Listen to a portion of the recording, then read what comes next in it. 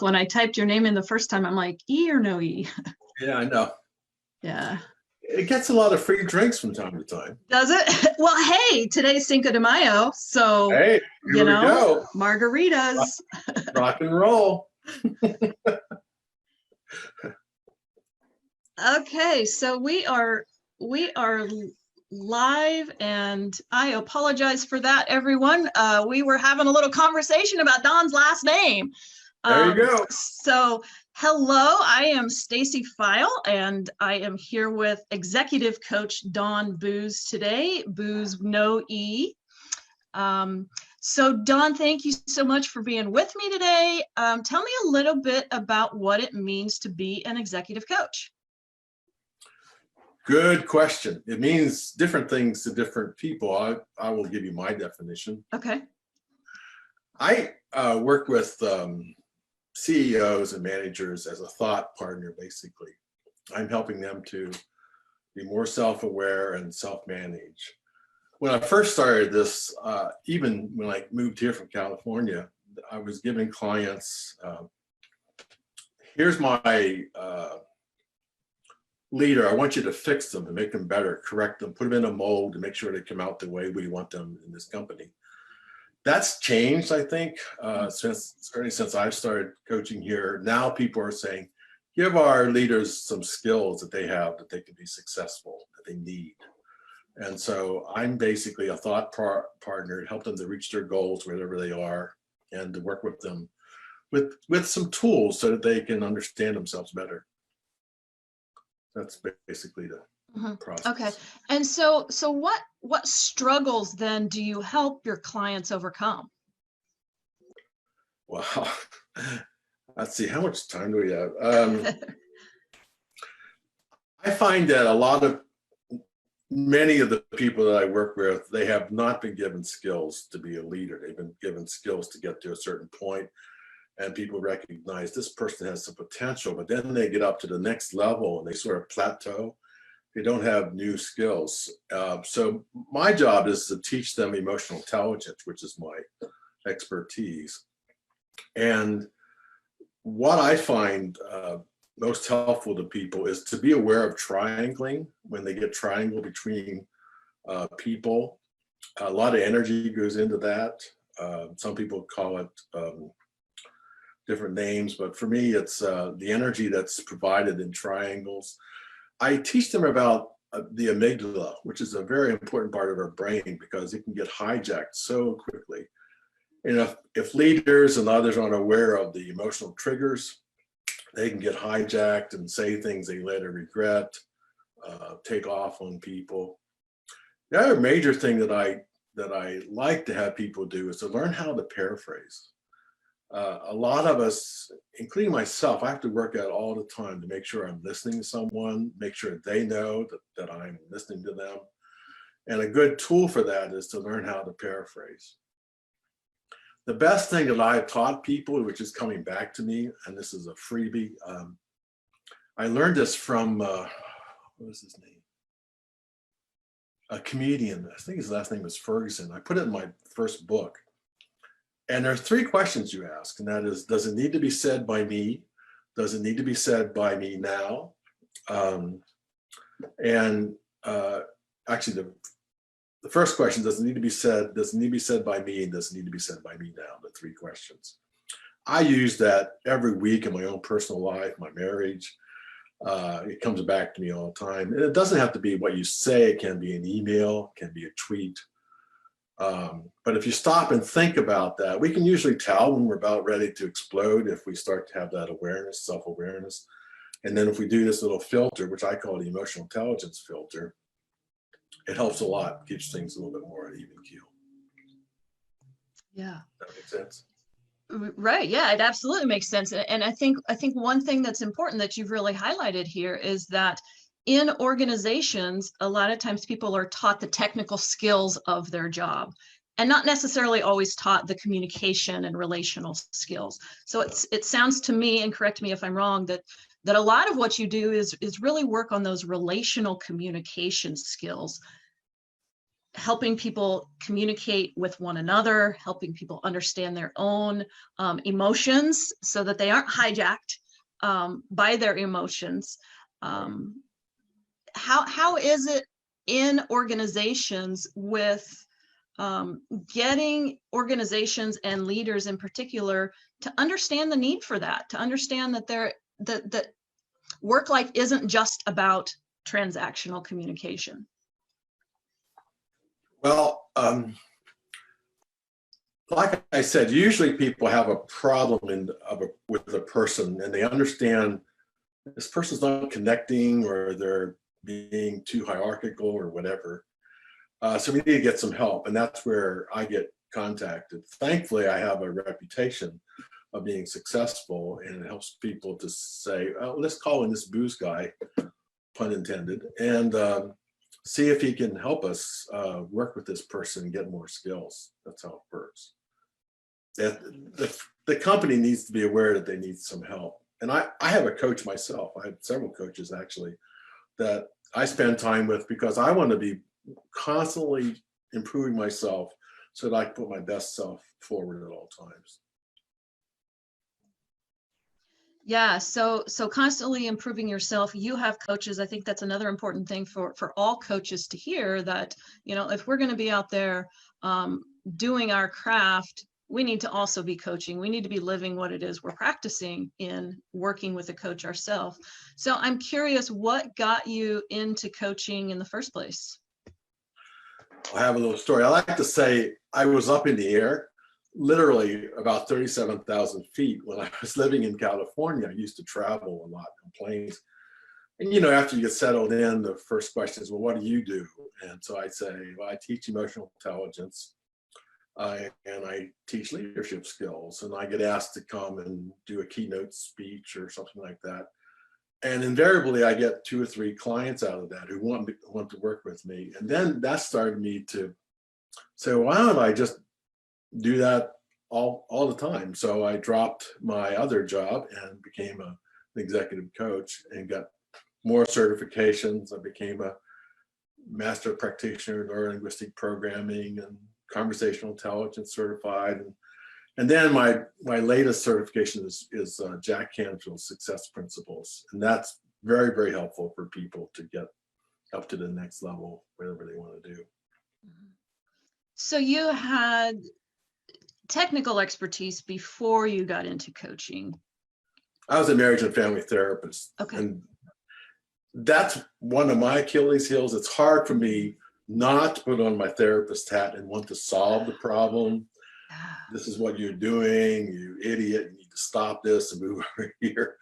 I've trained myself not to do that. I ask a lot of questions, a lot of clarifying questions. So like I said, I'm a thought partner. I want them to kind of come up with their own solutions and to help them see what they're not seeing. So that's, yeah. So what was that like, that transition from family and marriage counseling into the corporate world? The biggest transformation for me was, first of all, I wanted to solve the problem and help them understand what's going on.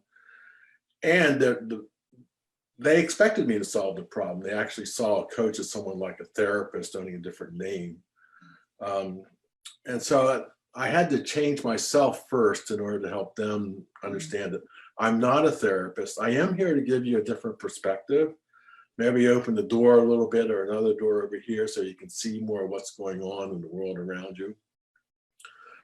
And I wanted people to take 100% responsibility for their life. I didn't want to get into, well, this is what Don Booz said, and that's why I'm doing it. Otherwise, I wouldn't be doing it. They had to take ownership of their own life and what they wanted to see happen. That was a big transition for me. Mm-hmm. Yeah. So in this work that you do, I'm sure you've touched many lives, not just with your clients, but lives of their family members as well. Right. I'm wondering what's your favorite impact story? What's your favorite experience that you've had with a positive outcome with a client? Yeah. Well, I enjoy just sitting in front of a client and seeing a light bulb go off. I mean, you can literally see the change. In other words, if I reframe something, my most favorite story, or one of my favorites, is when I was working at the University of Kansas Health System as a consultant. I was trying to teach that group. We worked in cohorts. That so many of us want to make excuses, blame, or complain. So I put on these no complaint bracelets on their wrist, had them made up. And when they heard themselves complaining, they had to put it to the other wrist. And they told their staff about this. This is really a funny story. Several people said, I changed it so much, I actually snapped it. They had to come back to me and get another bracelet. And they weren't aware how much they complained and how much what came out of their mouth was mostly complaining. And so that was a win-win for me and for them. I find myself wishing sometimes I had the bracelet to wear to sort of catch myself when I want to complain about the world around me. Yeah, so really teaching them to interrupt their thought patterns, those Right. habitual patterns that we all are in our thoughts. Who was it that came up with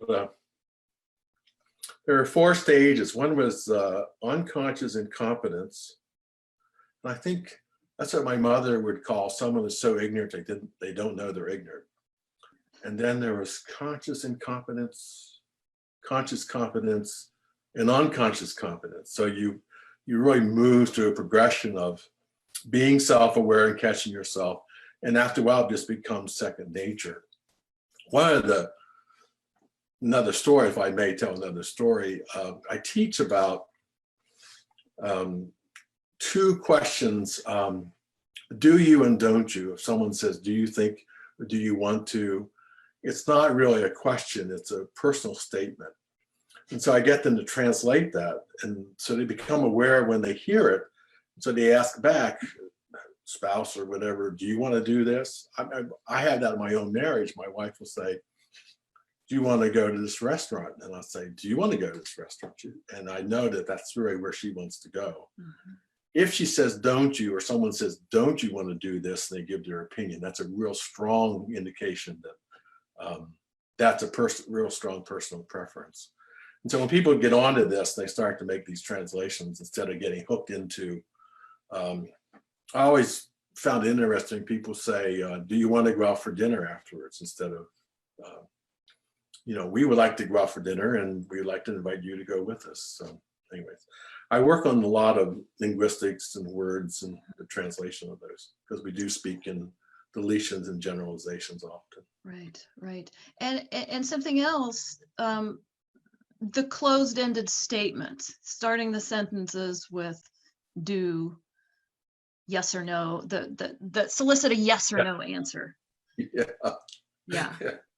You shock people when you said, if they said, do you want to, you say no. And, no, right. But I want to. Right. Now I have to convince you that I want to go. Yeah. Or I want you. So what's your favorite thing, would you say, Don, about being an executive coach?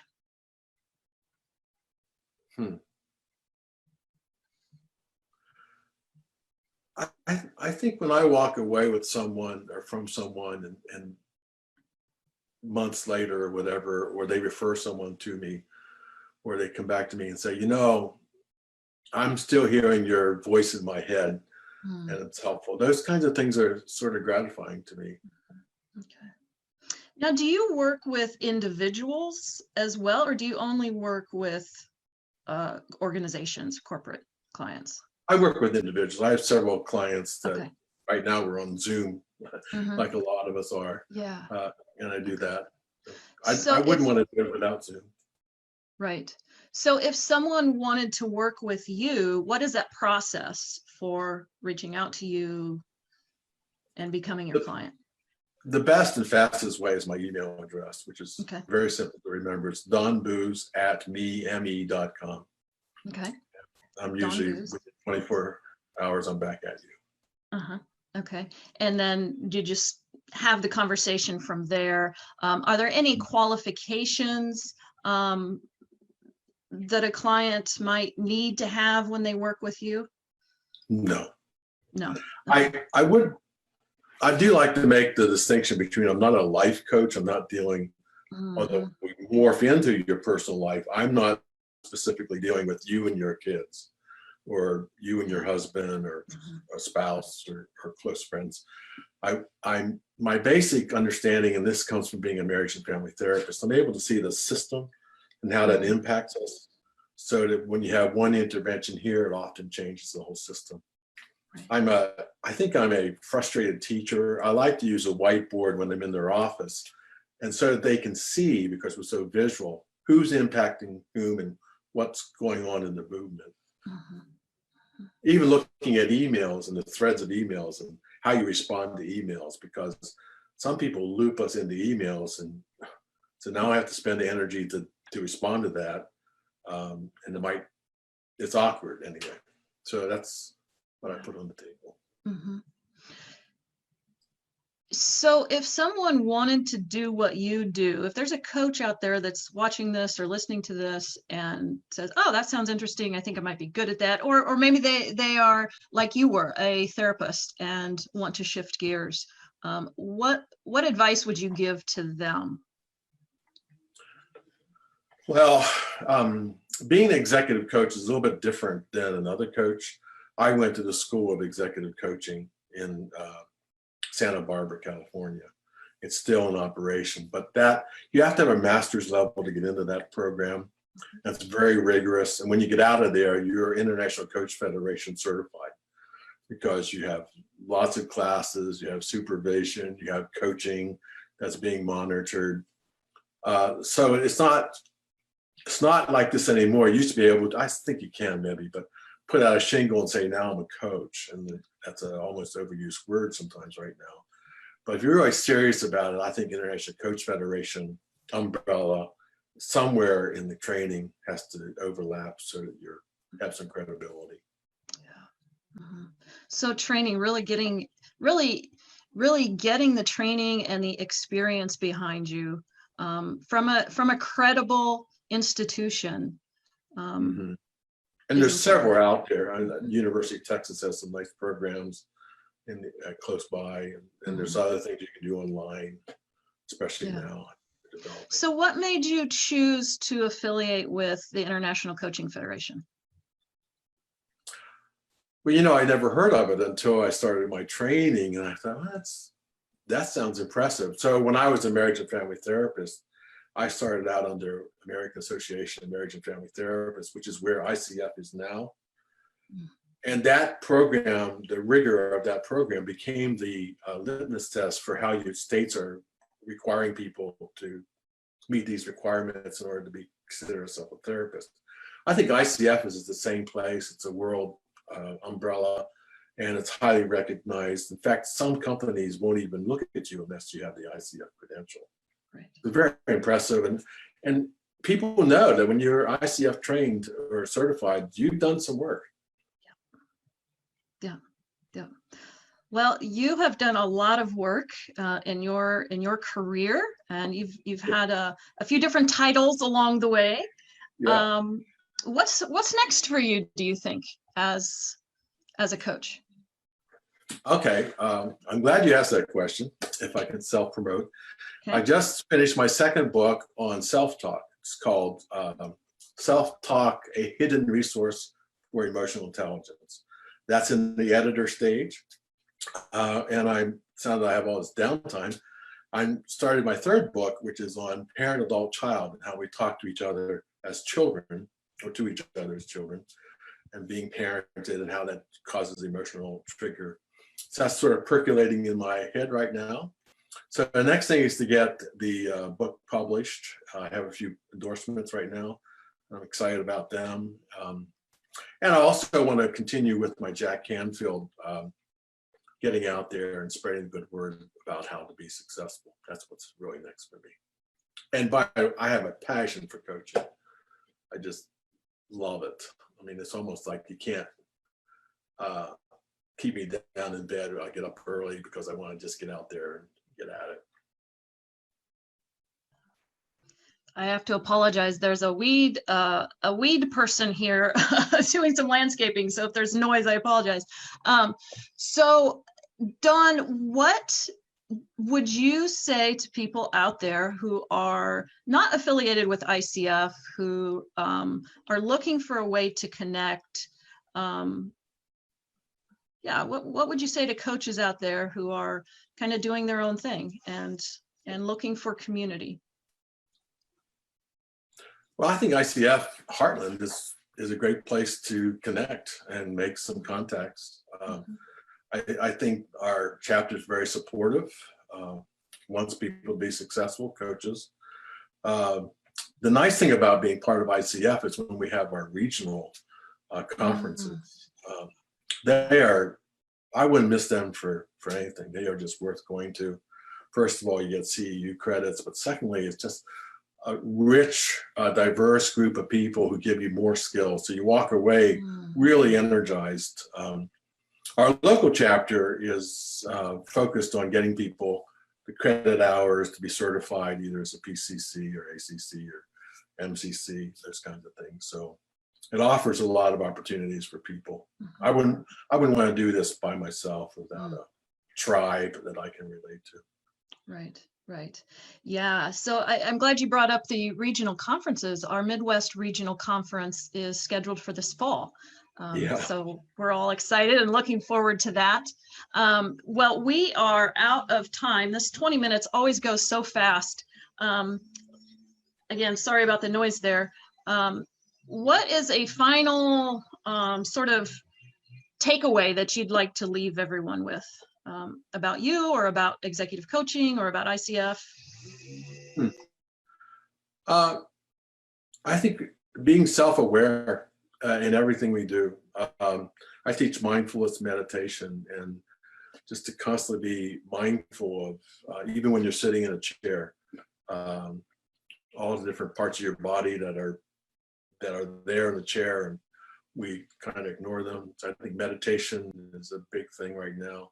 I teach deep breathing, which is very, very helpful during the COVID-19, to breathe in with your belly and breathe out through your nose and out through your mouth. Do that 5 times to count of 6. It very reduces stress, heart, blood pressure, and those kinds of things. So we have to always pay attention to what's going on around us. Yeah.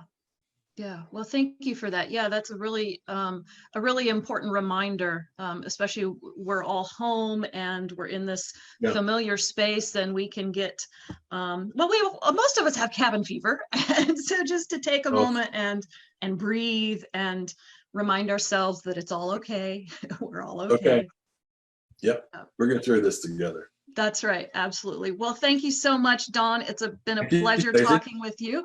And for those of you out there, we're going to do this again tomorrow with life coach Adam Gregg. And so thanks, Dawn. I look forward to running into you at another time. Okay. Thank you. All right. Bye-bye.